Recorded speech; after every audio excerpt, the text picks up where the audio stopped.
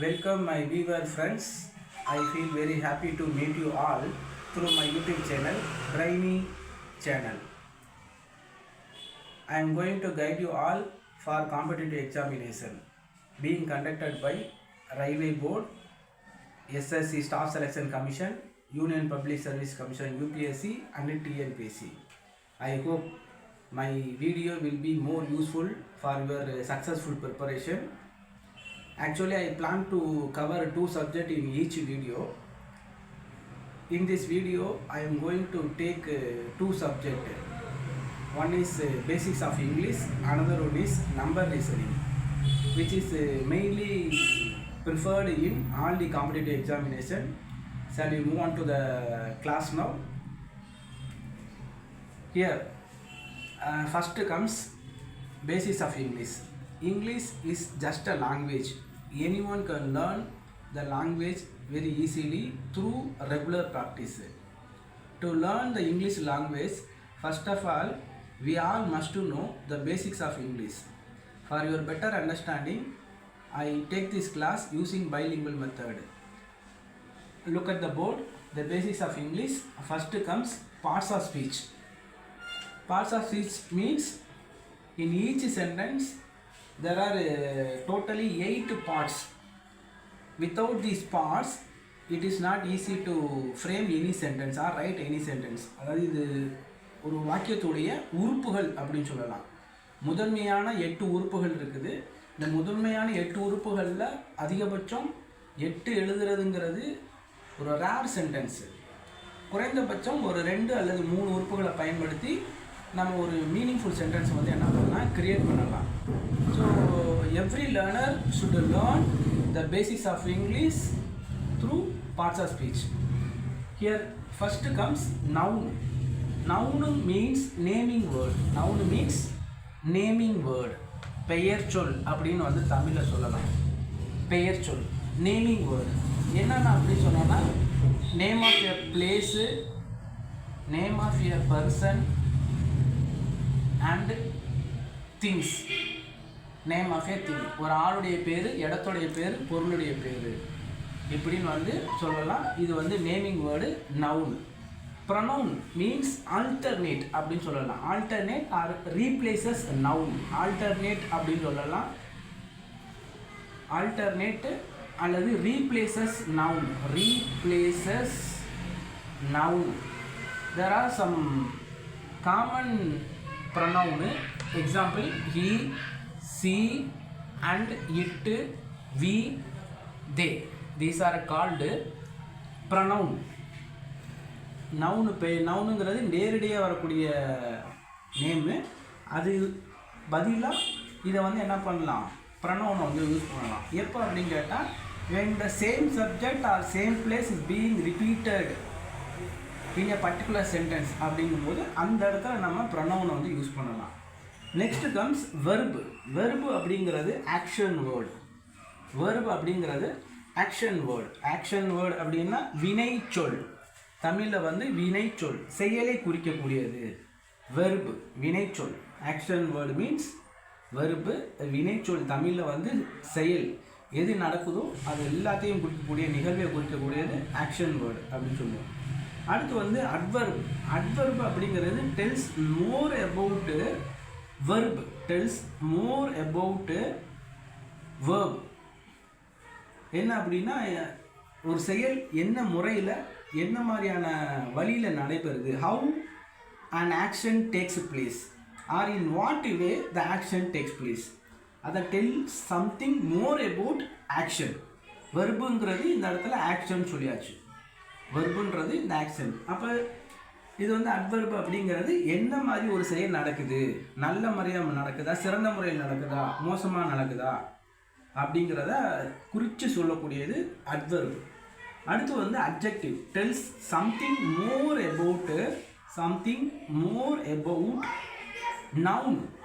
Difference தெரிஞ்சுக்கணும். அட்வர்புன்னா வெர்பை பற்றி சொல்கிறது அட்வர்பு. அட்ஜெக்டிவ் அப்படின்னு சொன்னால் tell something about, something about noun அப்படின்னு சொல்லுவோம். சம்திங் அபவுட் நவுனு அல்லது குவாலிட்டியை வந்து சொல்லணும். Quality, quality of a noun. நவுன்னா பெயர் சொல். ஒரு பெயர் சொல்ல சிறப்பை வந்து சொல்கிறது அட்ஜெக்டிவ் அப்படின்னு சொல்லுவோம். Qualifies highlights the noun.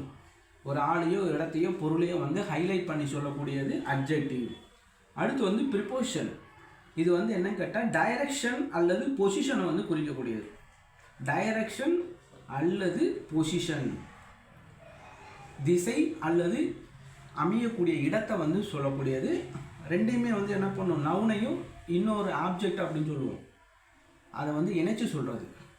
It shows direction or position. இயக்கம் எந்த திசையில் இருக்குது, இல்லை எந்த நிலையில் இருக்குது. எக்ஸாம்பிள் பார்த்தீங்கன்னா இன்னு, ஓவரு, அட்டு, அண்டர்ஸ், அண்டர், இந்த மாதிரி வரக்கூடிய இதை வந்து நம்ம ப்ரிப்போஷன் அப்படின்னு சொல்லுவோம். There are some preposition that to be discussed in the later class. Here comes conjunction. Conjunction அப்படிங்கிறது கனெக்டிங் வேர்டு அப்படின்னு சொல்லலாம். கனெக்டிங் வேர்டு அப்படின்னு சொல்லுவோம். அதாவது a word which connects two words அல்லது two sentence. two words அல்லது சென்டென்ஸ். ரெண்டு வார்த்தைகளையோ அல்லது இரண்டு வாக்கியங்களையோ இணைக்கக்கூடியது வந்து கன்ஜங்ஷன் சொல்லலாம். எக்ஸாம்பிள் பார்த்தீங்கன்னா அண்டு, பட்டு, தேர்ஃபோரு, இந்த மாதிரி வந்து சில நமக்கு கன்ஜங்ஷன் இருக்குது. ஓகேவா? Last one interjection. அதாவது வந்து ஷார்ட் எக்ஸ்க்ளமேஷன் சொல்லுவாங்க. ஷார்ட்டு எக்ஸ்க்ளமேஷன் அப்படின்னு சொல்லுவோம். அதாவது வந்து ஃபீலிங்கை வந்து சொல்லக்கூடியது. ஃபீலிங் இன்டர்ஜெக்ஷன் வந்து ஷார்ட் எக்ஸ்க்ளமேஷன் அல்லது ஃபீலிங் அப்படின்னு சொல்லுவோம். எக்ஸாம்பிள் வந்து வாவ், ஓ, அலாஸ், யா, இந்த மாதிரி வந்து சொல்லக்கூடியதை இன்டர்ஜெக்ஷன் அப்படின்னு வந்து சொல்லலாம். So these are the main parts and permanent parts of speech in English. we can find any of these parts of any one of the parts of speech in each sentence. We are going to discuss number reasoning type 1.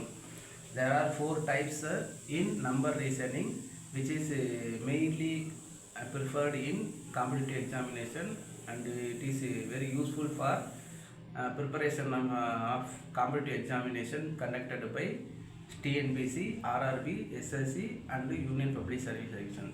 In this regard, we are going to discuss the type 1 of number reasoning. It is very easy to identify type 1. First number question may be என்ன சொல்கிறோம், what is next அப்படின்னு கேட்கலாம்.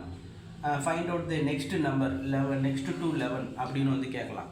11க்கு அடுத்த number என்ன, இல்லாட்டினா இடையில வந்து missing number என்னன்னு கேட்கலாம். கொஸ்டின் வந்து 2 டைப்பாக இருக்கலாம். Question maybe 2 type. இந்த first pattern what is next to 11 கேட்கலாம். அடுத்த நம்பர் என்ன அப்படின்னு கேட்கலாம். இந்த 2 டைப்புல வந்து என்னென்னா, இப்போ மிஸ்ஸிங் நம்பர் என்னன்னு கேட்டால் இடையில ஒரு பார் கோடு கொடுத்துட்டு ஒரு டேஷ் கொடுத்துட்டு மிஸ்ஸிங் நம்பர் என்னன்னு கேட்கலாம். அப்போ ஃபஸ்ட்டு டைப் எப்படி கண்டுபிடிக்கிறது அப்படின்னா, ஃபஸ்ட்டு நம்பருக்கும் செகண்ட் நம்பருக்கும் இருக்கக்கூடிய டிஃபரன்ஸை கண்டுபிடிக்கணும். First of all, to identify the first type, we must know the difference between first number and the second number. இடையில என்ன கேட்டோம்னா 1 + 1 2. Difference between 1 and 2, 1 and 3. First நம்பருக்கும் செகண்ட் நம்பருக்கு இருக்கக்கூடிய டிஃபரன்ஸ் என்னன்னு கேட்டால் 2. அதே மாதிரியே லைக்வைஸ் செகண்ட் நம்பருக்கும் தேர்ட் நம்பருக்கு இருக்கக்கூடிய டிஃபரன்ஸை கண்டுபிடிக்கணும். அதுலேயும் பார்த்தீங்கன்னா 2. அப்போ அடுத்து வந்து வரக்கூடியதில் 2. அப்போ இங்கே 2 அப்படின்னு ஒன்று. எல்லா நம்பருக்கு இடையில இருக்கக்கூடிய டிஃபரன்ஸ் பார்த்தா நான் 2. அப்போ +2, 7 + 2 9. அப்போ 11 + 2 அப்படிங்கும்போது இங்கே 13 தான் வரும். ஆன்சர் வந்து 13. இப்போ டிஃபரன்ஸை கண்டுபிடிச்சா ஃபஸ்ட்டு டைப் ஒரே மாதிரியாக இருக்கும். டிஃபரன்ஸ் வந்து ஃபஸ்ட்டு டைப்பில் டிஃபரன்ஸுங்கிறது நம்பரு ஒரே மாதிரியாக இருக்கும். அப்போ கண்டுபிடிச்சோம்னா 13. அதே மாதிரி செகண்டு கொஸ்டினை பார்த்தோம்னா இதுக்கு இருக்க இடையில நம்பர் 3க்கும் 7க்கும் இருக்கக்கூடிய டிஃபரன்ஸு 4. 7க்கும் 11க்கும் இருக்கக்கூடிய டிஃபரன்ஸு 4. 11க்கும் 15க்கும் இருக்கக்கூடிய டிஃபரன்ஸு 4. அப்போ 15 + 15 + 4. அப்போ இந்த இடத்துல 19. ஆன்சர் வந்து மஸ்ட் பி 19. டிஃபரன்ஸ் ஒரே மாதிரியாக இருந்தால் அது ஃபஸ்ட்டு டைப். இப்போ அதே மாதிரி தேர்ட் கொஸ்டின் பாருங்கள். டிஃபரன்ஸ் வந்து 6. செகண்ட் ஒன்றுக்கும் தேர்ட் ஒன்றுக்கும் வந்து டிஃப்ரென்ஸ் பார்க்கும்போது இங்கேயும் 6 இருக்குது. அப்போ இதுக்கும் டிஃப்ரென்ஸு 6. அப்போ இங்கேயும் பார்த்தோம்னா டிஃப்ரென்ஸ் 6. அப்போ இடையில என்ன மிஸ்ஸிங் நம்பர், இதோட 6 கூட்டினா இந்த இடத்துல 28ன்னு வரணும். ஓகேவா? அதே மாதிரி இங்கே பாருங்கள் டிஃபரன்ஸு 4th கொஸ்டின் 8 + 8 16. அதோட 8 கூட்டினோம்னா 24. அதோட 8 கூட்டினா 32. அப்போ டிஃபரன்ஸு எல்லா இடத்துலையும் 32. அப்போ இந்த இடத்துல 40. 40 + 8 48. 48 ஒரு 8 54 அப்படிங்கிற வந்துடும். ஓகேவா? 56 வரணும். ஓகே. இங்கே பாருங்கள் அடுத்த கொஸ்டின் 9க்கும் 14க்கும் இடையில வந்து டிஃப்ரென்ஸ் என்ன 5. 9 + 5 14. 14 + 5 என்னது 19. 19 + 5 24. அப்போ இதுக்கு டிஃப்ரென்ஸு 5. அப்போ இதுக்கு டிஃப்ரென்ஸு 24 + 5 29. அப்போ இந்த இடத்துல என்ன வரும் +5 அப்படின்னு போட்டோம்னா இங்கே 34 அப்படின்னு வரும். அப்போ 34க்கு டிஃப்ரென்ஸு 39 5. இப்போ this is the first type. ஒன்று கடைசி நம்பர் என்னன்னு கேட்கலாம், வாட் இஸ் நெக்ஸ்ட் டு 11 கேட்கலாம், 11க்கு அடுத்த நம்பர் என்னன்னு கேட்கலாம். அப்படி இல்லைன்னா இடையில வந்து மிஸ்ஸிங் நம்பரை கண்டுபிடிக்கலாம். ஒரு சில நேரம் வந்து என்னன்னா இந்த ஃபஸ்ட்டு டைப்லேயே வந்து விச் ஒன் இஸ் ராங் அப்படின்னு கேட்கலாம். இப்போ இந்த இடத்துல 9க்கு பதிலாக 8ன்னு கொடுத்து இது மாதிரி 8ன்னு கொடுத்து இப்போ 13 கேட்க மாட்டாங்க. Which of the following is wrongly mentioned, find out the odd ஒன்று அப்படின்னு கேட்பாங்க. Find out the odd one first டைப்லேயே கொஸ்டின் எப்படி கேட்கலாம் அப்படின்னா find out the odd one அப்படின்னு கேட்கலாம். ஆட் ஒன்னா வித்தியாசமாக இருக்குது. இப்போ 9க்கு பதிலாக 8ன்னு இருந்துச்சு அப்படின்னு சொன்னால் நீங்கள் டிஃப்ரென்ஸ் கேட்கும்போது இந்த இடத்துல 8 இருக்குது, 9க்கு பதிலாக 8 இருக்குது அப்படின்னு சொன்னால் அப்போ 8 வந்து தப்பு அப்படின்னு கேட்கலாம். இப்போ அதான் find out the odd one வித்தியாசமாக இருக்கிறது. இல்லைன்னா which one of the following is not right அப்படின்னு கேட்கலாம். ஃபைண்ட் த ஆடு ஒன்றுனாலும் ஆடுனா தனித்துவமாக வித்தியாசமாக இருக்கிற ஒன்று. இல்லாட்டினா which of the following number is wrong இந்த நம்பர் சீரீஸ் அப்படின்னு கேட்கலாம். கொஸ்டின் எப்படி கேட்கலாம், ஒன்று அடுத்த நம்பர் என்னன்னு கேட்கலாம், இல்லை மிஸ்ஸிங் நம்பர் என்னன்னு கேட்கலாம், இல்லை வந்து ஒரு நம்பரை தப்பாக கொடுத்துட்டு நம்பர் சீக்வன்ஸ் ஒரே மாதிரி இருக்கும், பேட்டர்ன் வந்து ஒரே மாதிரியாக இருக்கும். இடையில இப்போ 32க்கு பதிலாக 34 கொடுத்துருக்குறாங்க அப்படின்னு சொன்னால் அப்போ இந்த இடத்துல வந்து கொஸ்டின் இங்கே மேட்ச் ஆகும். 34 தப்பு அப்படின்னு சொல்லும். மிஸ்ஸிங் நம்பர் என்ன, தப்பான நம்பர் என்ன, ஆட் ஒன்று கேட்கலாம். இல்லை which one of the following is not right இந்த நம்பர் சீரீஸ் அப்படின்னு கேட்கலாம். ஆக மொத்தம் பேட்டர்ன் வந்து ஒன்று தான், டைப்பு வந்து ஒன்று தான், கொஸ்டின் மட்டும் மாற்றி கேட்பாங்க. நம்ம அந்த டிஃப்ரென்ஸை வச்சு ஒரே மாதிரியாக கண்டுபிடிச்சோம்னா நம்ம டைப் ஒன்றுன்னு ஐடென்டிஃபை பண்ணலாம். இதோட நமக்கு வந்து இந்த போர்ஷனில் டைப் 1 வந்து முடிஞ்சிச்சு. இந்த நெக்ஸ்ட் கிளாஸில் ரிமைனிங் டைப்ஸை வந்து நம்பர் சீரீஸில் நம்பர் ரீசனிங்கில் பார்ப்போம். தேங்க்யூ.